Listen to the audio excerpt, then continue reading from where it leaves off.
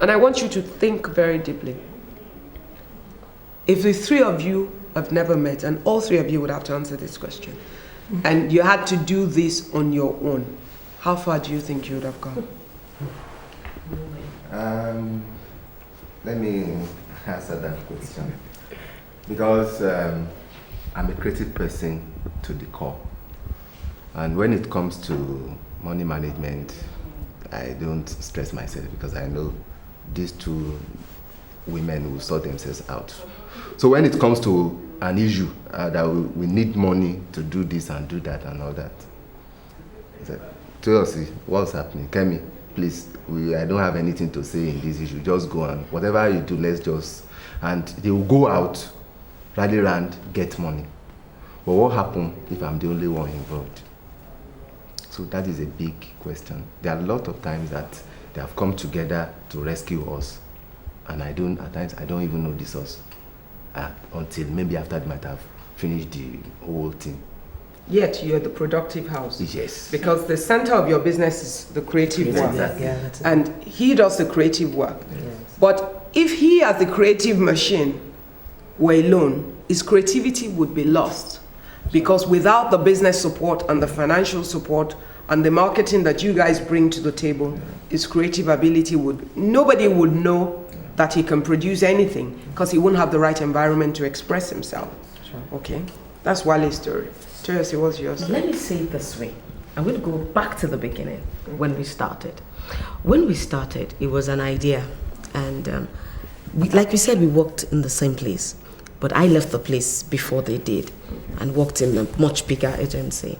And that was where I was exposed to, resources that comes into an advertising agency and what you could gain from it. And I sat down because I already had this thing at the back of my mind that by the time I'm 35, I don't want to work for anybody. Okay. So I sat down and it was like, okay, I could go into advertising. Well, hello, what do you know? You're just an accountant. You can't do anything. I'm not going to sell money to anybody. And I'm not going to get money from anybody for selling money.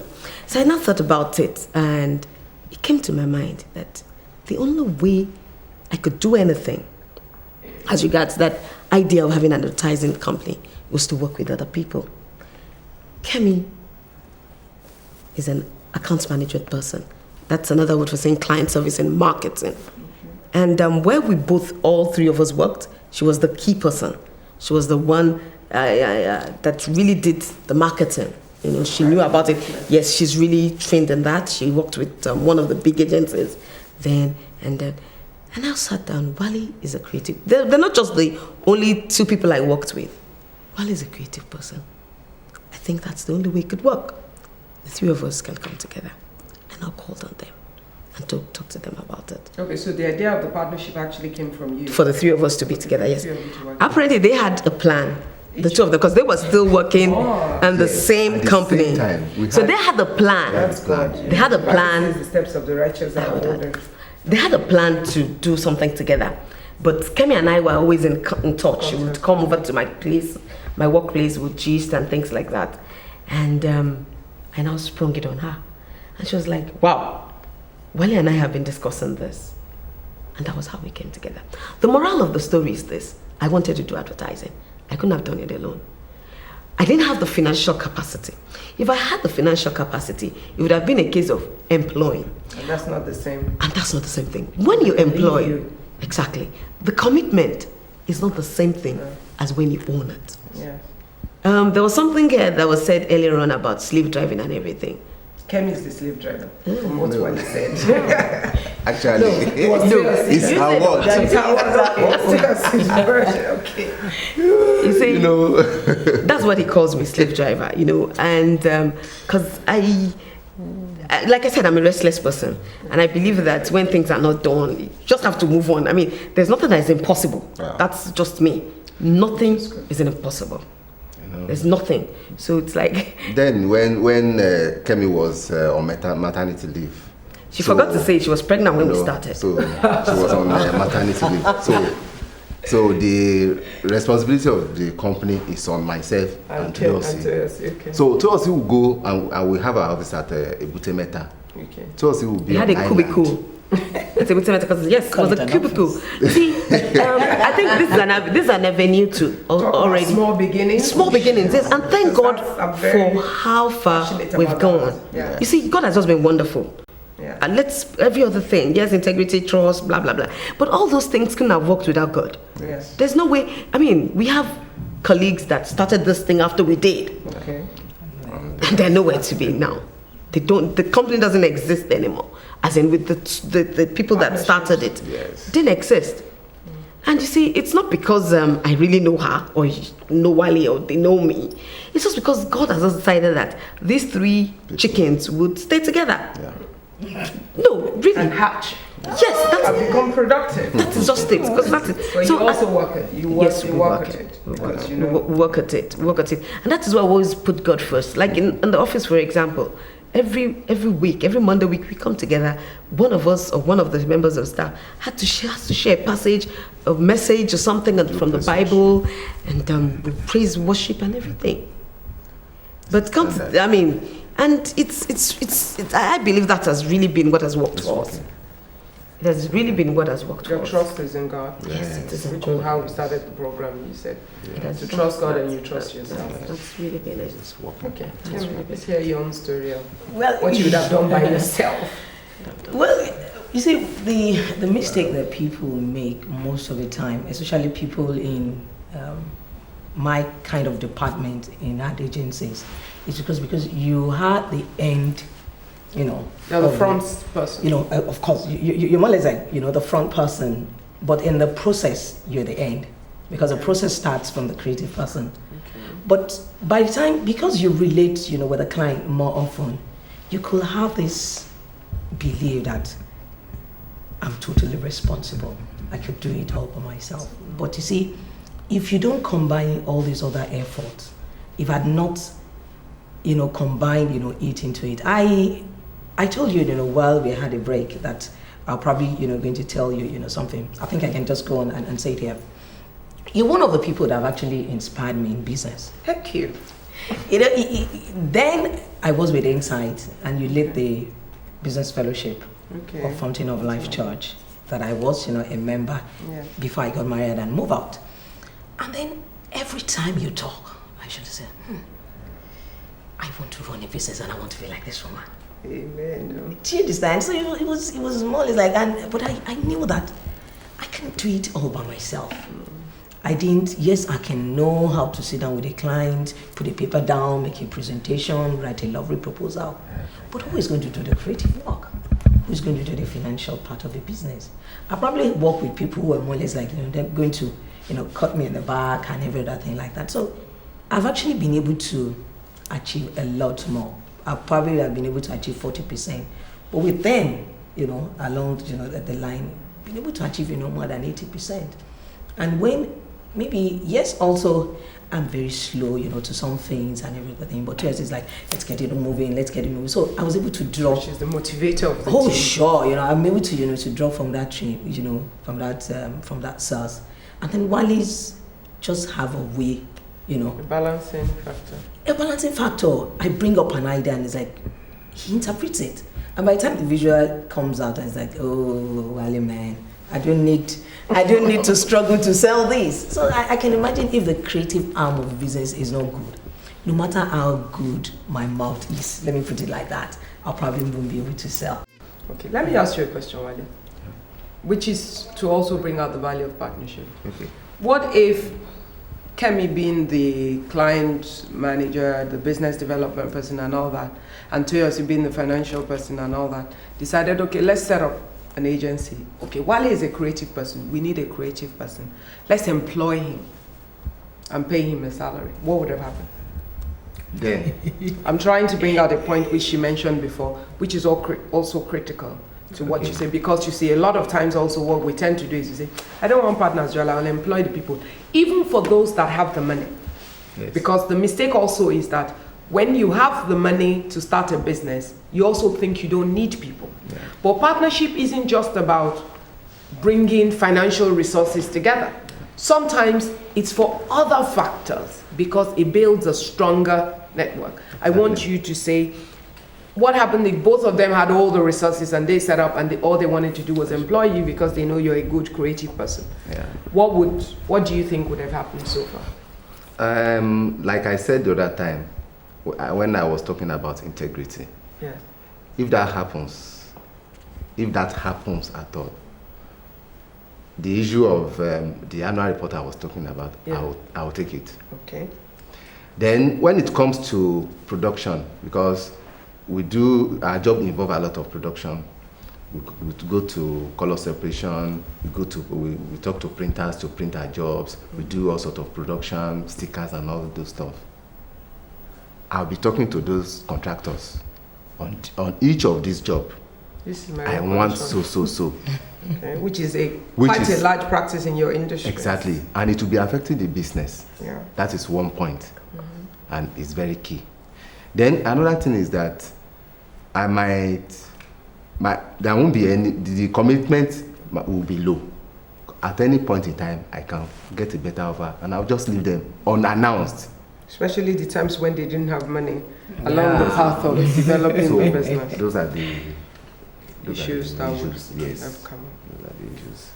I wanted that to come out because a lot of times we don't think far enough, and we're also self-centered. So we think that, no, I don't want, you want to be the founder, president, all those titles mean nothing. It's better that you own 30% of a 100 million naira company than own 100% of 1 million naira company or a company that's going to die tomorrow anyway, which is 100% of nothing. So there are many issues in that area. Do you want to say something? Yes, I wanted to say something. When we were discussing about the production and all that, Yes. when it comes to negotiation, Yes. I know I'm weak. Maybe the reason why I am weak is that I know the production processes. I know how much they buy So you can appreciate I know how it. much they buy plate and all that. So I can appreciate it. When a printer presents a bill and says maybe he's taking 10,000 naira. So I know how much he will have put into it. I'll say, okay, maybe it's just making 2,000 naira probably. Because when we started, all of us know production because I trained them. Because the reason is that we are just three. And I'll always be in the studio with my computer working. So the two of them, they used to go out. Yeah. So I can't leave when I have a job and there is a production job. So I won't leave that system. And we have to make money. We have to make profit. So we can't afford to give our job to printer. So I will tell them, go to Mushin, buy this type of paper. Those are the early stages. No, that was At the early No, stage. I actually want to get into the early stage because That was the Bible says, "Do not despise the days of humble beginnings." yeah. But a lot of times, one thing I've found out is that a lot of new businesses or ideas die with the people that have the ideas because they've only conceptualized how to bring the ideas to life in a grand manner. Yeah. So they're looking for this huge amount of money that they cannot find anywhere. And therefore, they never take off. Yet, I know that there's every business idea you have, there's a small beginning model of it, that you can test out. There's the stage where you can afford to make mistakes. It's your learning process. It's where you learn the most from. The mistakes you make at that stage, they're the cheapest. You can't afford to make certain mistakes at a high level because it's a more expensive mistake. So it is critical. It's the learning curve. But many young people or a lot of people that want to go into business think otherwise. And so the businesses never take off. But you have a story today because you were willing to pay the price of the early beginning. So I want you to actually talk about how it was at that beginning. Okay. Let me start by saying when we started, it's funny because it was like the whole thing we were packaging quietly blew in our faces. No, it blew. While we were trying to look for money to start big. Okay. We probably ended up talking to somebody we were not supposed to talk to. Okay, and so you all got fired. So who now snitched? So they got chucked out of office and it was like, hello Toyosi, this is what happened. And I was like, God.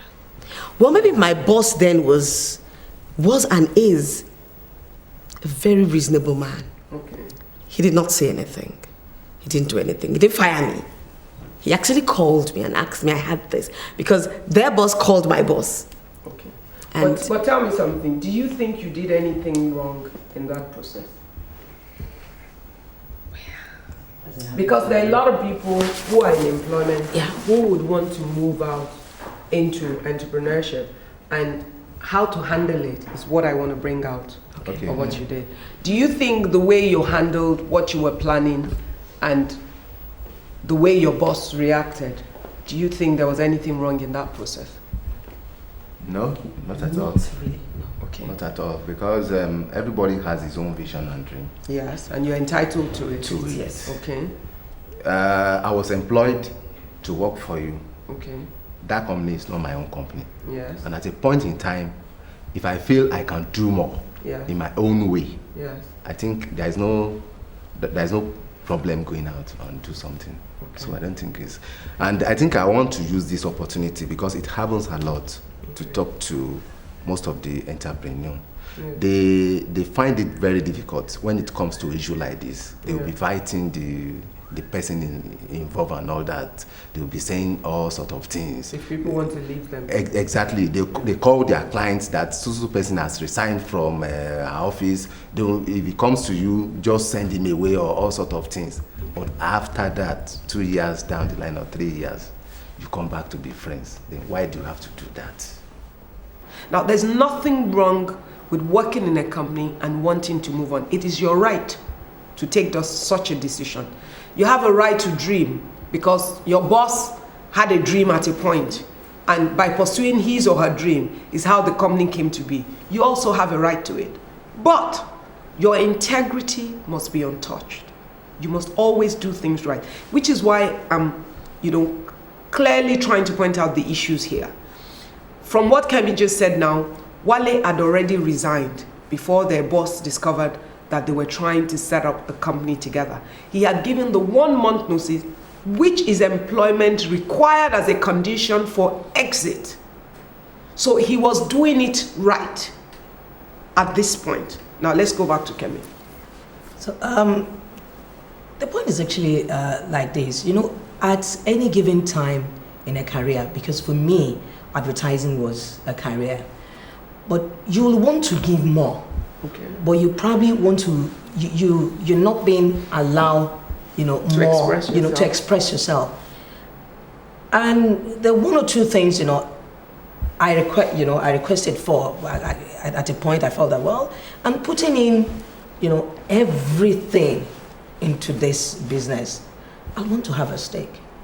And that was met with a resistance. So I felt, well, the best thing, rather than being, one leg in, one leg out, the best thing was just to shut my mind and start, thinking of something of my own. And Sorry, let me that's just make a point here. If you work in a place and there's a point where you think your loyalty to the company becomes questionable, you can no longer give your best. It's unfair to take their pay and not give your best. You're cheating the company. You're taking from them and you're not giving back. You've lost interest. It's best to move on. That's Kemi's point here. She wanted more and she couldn't get it, and she decided rather than stay there and be a half-measure person, it was best to move. That's the best thing to do in such a situation. Thank you. But one thing that although looking back then, it might look like it was a bad thing that, the boss did, for us, as in having to say that, well, I found out you want to start a business. The only thing, I can make you do now is resign immediately and leave. I didn't particularly like that when it happened, but looking back, I think probably that was, the push, That you needed. that I needed. Yes, it was like leaving a certain situation for an uncertainty. It was going to be a risk, that we're taking. But Life is a risk. oh, sure. And looking back now, I'm glad we took that risk, and it's okay, fine. I'll resign, and then we'll move on into the other thing. But the other thing that my partners did that I really appreciated was that after.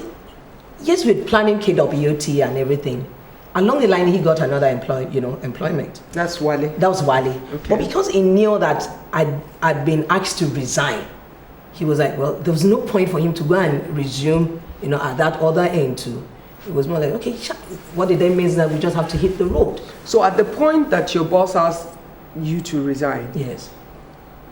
you weren't ready to start.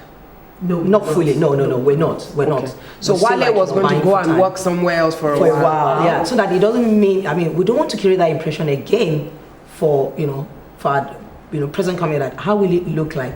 We were like we were holding 2 key departments for the 2 of us to just leave at the same time. So you were even were considerate. considerate of the company. Yes, we were, Okay, that's fair enough.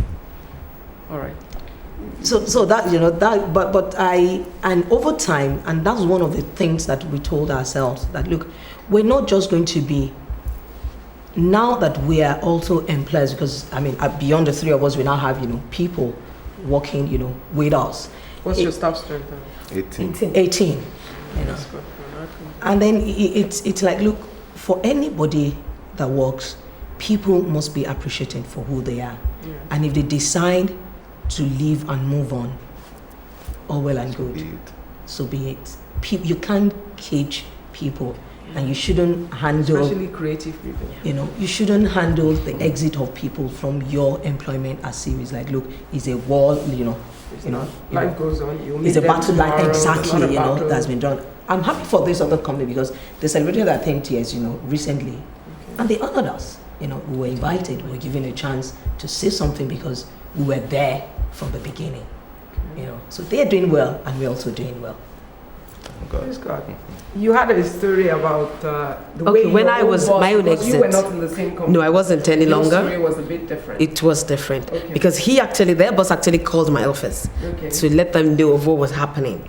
And my boss, I'd like to say, maybe it was God's grace or whatever, and maybe I just found favor with him. I don't know. But he was very nice about it. He just called me. He gave me like 2 days to cool off and then called me. Then I'd already decided I was leaving. Because all the while initially I was the one pressurizing for let's start. Maybe because I wasn't married, I didn't have any attachment. distractions. Exactly. So I was like, let's start and everything while we're looking for funds. And he just called me and said, yeah, Toyosi, I had this and this. Is it true? And I told him it was true. That was my financial controller first, and then my MD. Apparently, he called my financial controller. That one didn't respond. He called my MD. So my MD now called me and said, Toyosi, is it true? I said, it's true. So the man said, fine. The thing is this. He left a place to start this place. So he cannot stop me from what I want to do. He cannot stop me from my dream. But what do I want? Do I want to stay on or do I want to go? Do I want to join my partners? And I told him, I said, look, I'm going to be honest with you.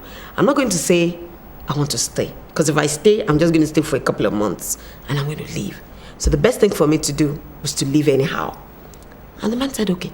The next thing he told me was, he started praying. Funny enough, he's a Muslim. He prayed about it. He prayed for me and everything. And told me I should call my partners in, that he wants to meet with them. He spoke with the 3 of us, advised us on business, how it is in the world, how blah, blah, blah, blah, blah, blah. He went on about it and everything. And he told us if there's anything we ever need,